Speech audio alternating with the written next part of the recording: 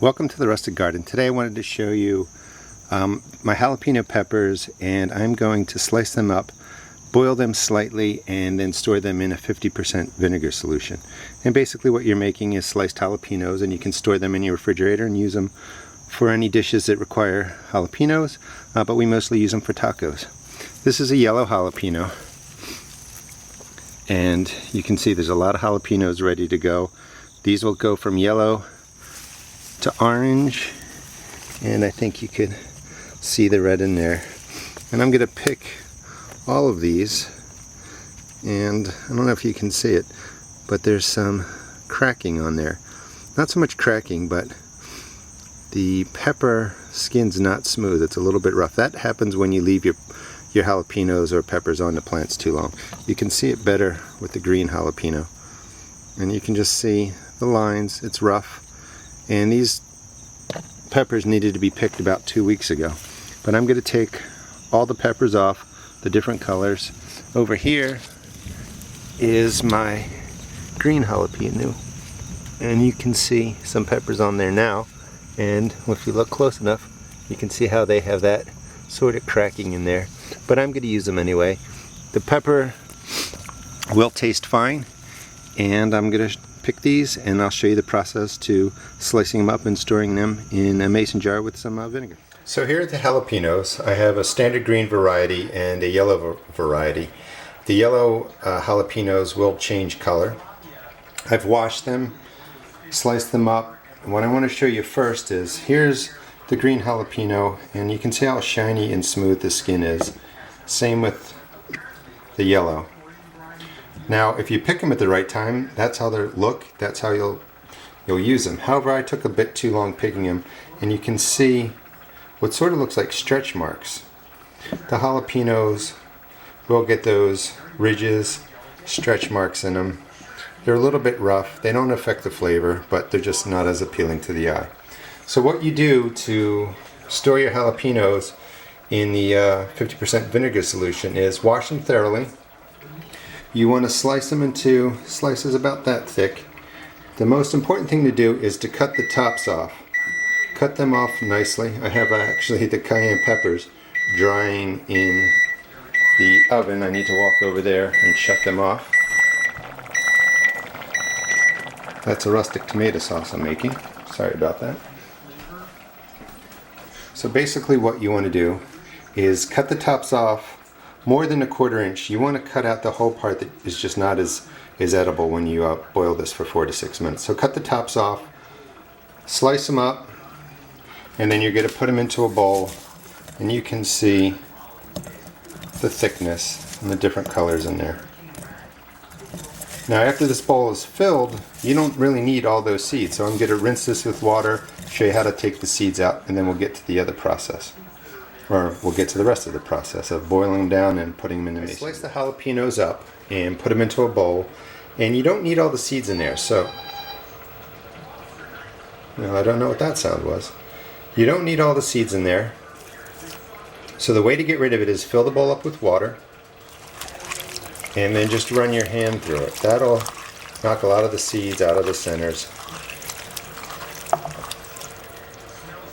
And I want to stress again, when you're preparing these, is make sure you cut the tops off with a good thick slice. You just don't want that to be part of what goes into your jar and that you eat later. It's just kind of tough and hard to digest.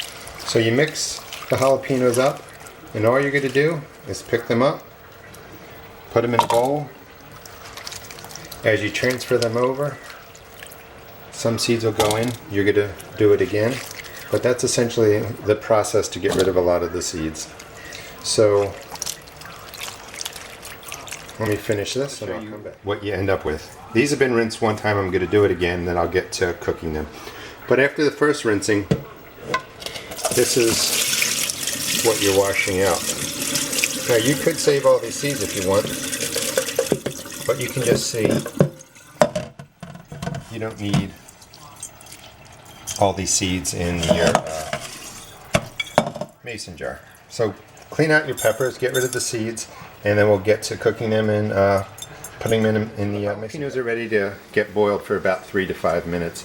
The ingredients you're going to use is table salt, white vinegar. You could use apple cider vinegar if you want. Mason jars. This is a pickle jar that I just got out of the refrigerator that was, just about empty. You don't need to use mason jars if you don't want to. So I have two smaller mason jars, a full size. In the full size mason jar, this is a full size, you put a tablespoon of table salt into there. In the smaller mason jars or smaller jars, a half a tablespoon. Mixed in there is garlic through a press, some pepper, some coarser salt. That'll go in at the end. I just like adding garlic for flavor. You don't need to do that. What we're going to do now is boil these 3 to 5 minutes. And the way that you can tell that they're done is jalapenos more of a vibrant green. After about 3 minutes you'll see these turn olive drab. You don't want to overboil these. You're just softening them up, cooking them through. So take it over to water, boiling water, and I'm just going to drop them in. Be careful. You also might notice I'm using my hand. My hand will now burn probably for 24 hours. I don't mind it, but just be aware that if you don't like the heat on your fingers, make sure you wear a glove.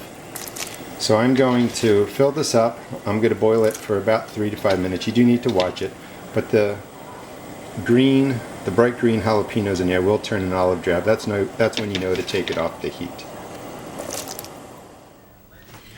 Okay, the jalapenos are boiled for about 5 minutes. They're a little bit darker in color, but after 5 minutes of a good rolling boil, you don't really need to boil them any longer. And you can taste them. If they're slightly soft, maybe a little crunch, that's fine, but you can also do it to taste. Basically, let them cool down a little bit. You're going to fill up a jar just like that. And once it's full, let me get one I already started.